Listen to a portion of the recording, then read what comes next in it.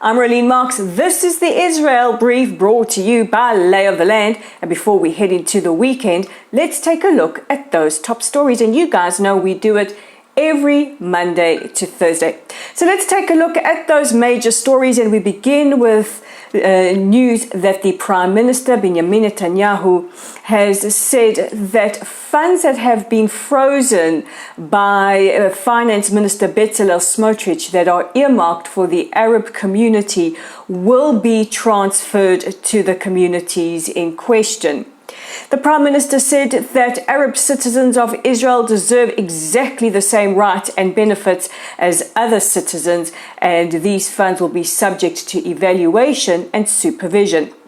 Now, Bezalel Smotrich, the finance minister, has said he has no intention of transferring the funds. He will freeze these funds.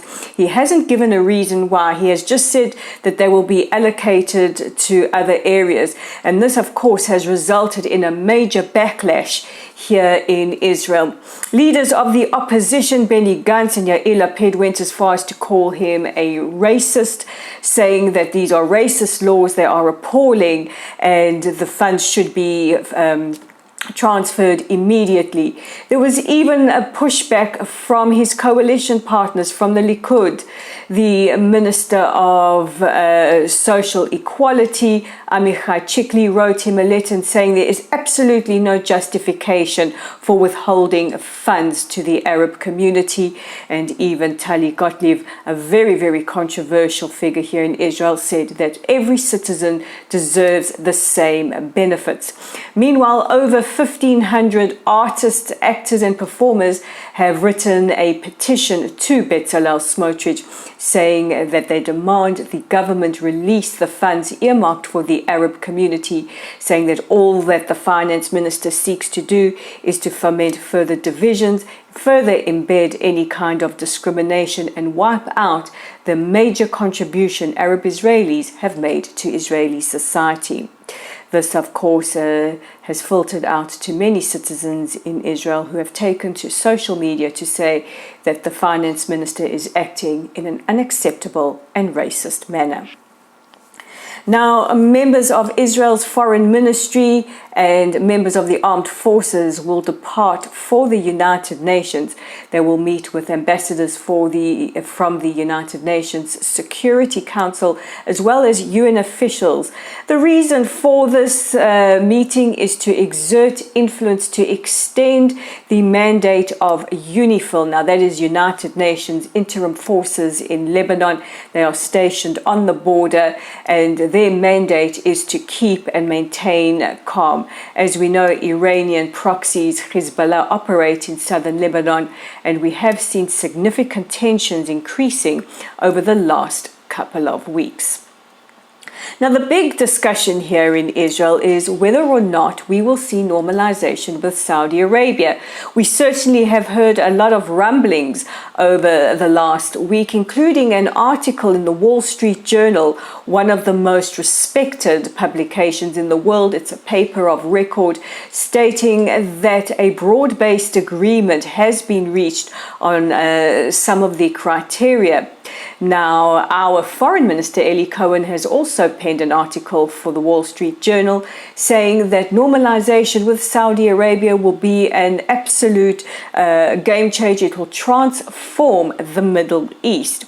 And if that's not enough, Axios, which is another very respectable publication, and in an exclusive from Barak Ravid, a journalist, an Israeli journalist, he said that the Prime Minister Netanyahu wants some assurances, security assurances from the Biden administration with regards to Iran as part of a major deal with the Saudis. However, there's a spanner in the works. The White House spokesperson yesterday denied any broad-based agreements as published by the Wall Street Journal. And when pressed whether or not President Biden will be meeting with Prime Minister Netanyahu, he said they will meet somewhere in the future, somewhere in the United States, but it is unlikely to be the White House. Now, this is very, very controversial because this is the first time, I think, in Israel's history ever that a sitting Prime Minister has not been invited to meet the President at the White House, and at least a Prime Minister that has good ties with the President and has now been in his office as a result of these past elections for 8 months. And where do the Saudis sit in on the deal? Well, the Saudi perspective is that they don't see an impossibility of making peace with Israel or normalizing relations. However, they have some stipulations of their own, including expecting some concessions to be made towards the Palestinians. They have also expressed their concern and wariness of dealing with the current coalition government. And finally, because we do love a good news story, El Al announced today that they intend to increase their fleet of aircraft from 46 planes to 59 by 2028. They are in talks with Airbus to supply about 30 planes, and they're also in talks with traditional suppliers, Boeing. And that's good news indeed, especially since we've come out of a global pandemic which affected air travel.